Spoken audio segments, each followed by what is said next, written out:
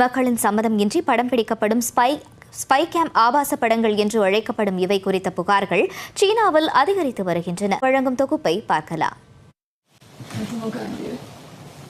ஹோட்டலில் தங்க வருபவர்களுக்கு தெரியாமல் அவர்களை படம் பிடித்து நேரலையில் ஒளிபரப்பும் ரகசிய கேமராவை பிடித்த தருணம் இது.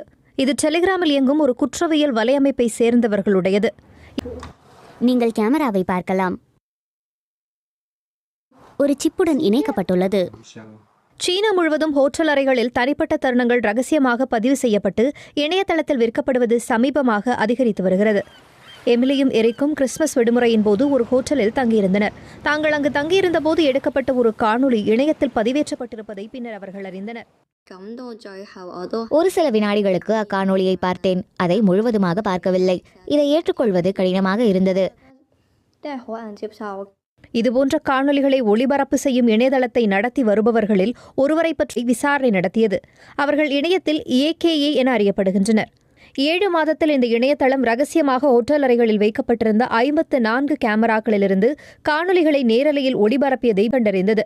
இதில் ஆயிரக்கணக்கானவர்கள் ரகசியமாக படம் பிடிக்கப்பட்டிருக்கலாம். AKவின் VIP குழு ஆயிரக்கணக்கான எடிட் செய்யப்பட்ட காணொளிகளை வழங்குகிறது. இதில் 2017 முதல் எடுக்கப்பட்ட காணொளிகளும் அடங்கும். இதனால் பாதிக்கப்பட்டவர்களின் வாழ்க்கை முற்றிலும் மாறிப்போகிறது.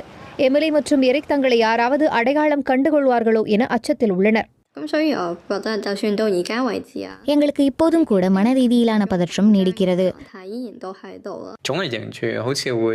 யாரோ என்னை படம் பிடிக்கிறார்கள் என்ற உணர்வு எனக்கு எப்போதும் இருக்கிறது. ரகசியமாக எடுக்கப்பட்ட ஆபாச படங்கள் குறித்து தேடிக்கொண்டிருந்த போது தன்னுடைய காணொலியை எரிக் கண்டுபிடித்தார். இதுபோன்ற காணொளிகளை அவர் ஏன் பார்க்கிறார் என்பதை அறிய விரும்பியது. சாதாரண ஆபாச படங்கள் திட்டமிடப்பட்டு படம் பிடிக்கப்படுபவை.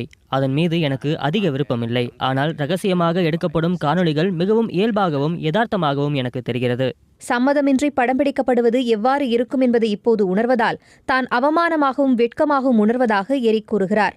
டெலிகிராம் நிர்வாகிகளின் கவனத்தை பெறுவதற்காக அந்த வீடியோவை குழந்தை வன்கொடுமை என்று புகார் அளித்த நிலையில் தன்னுடைய காணொலியை ஒளிபரப்பிய சேனலை எரிக்கால் நீக்க முடிந்தது. ரகசியமாக படம் பிடிக்கப்படும் ஆபாச படங்கள் குறித்த புகார்களுக்கு டெலிகிராம் நிறுவனம் பொதுவாக பதிலளிப்பதில்லை என்று இப்பகுதியில் உள்ள பாலியல் வன்முறைக்கு எதிரான அமைப்புகள் கூறுகின்றன. ஒரு காணொலியை நீக்க கோரும் விகிதம் ஆண்டுதோறும் குறைந்து வருகிறது.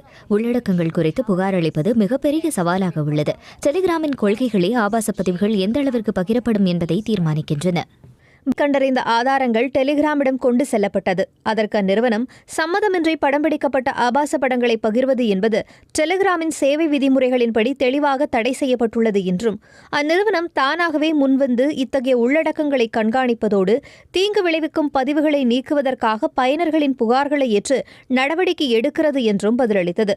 இந்த கண்டுபிடிப்புகளுடன் AKA என்ற அந்த ஏஜென்ட்டை அணுகி விளக்கம் கேட்டது. ஆனால் எந்த பதிலும் கிடைக்கவில்லை. இதனைத் தொடர்ந்து AKAயின் அறியப்பட்ட டெலிகிராம் கணக்குகள் நீக்கப்பட்டன. ஆனால் அது விளம்பரப்படுத்திய அந்த இணையதளம் இன்னும் செயல்பாட்டிலேயே உள்ளது.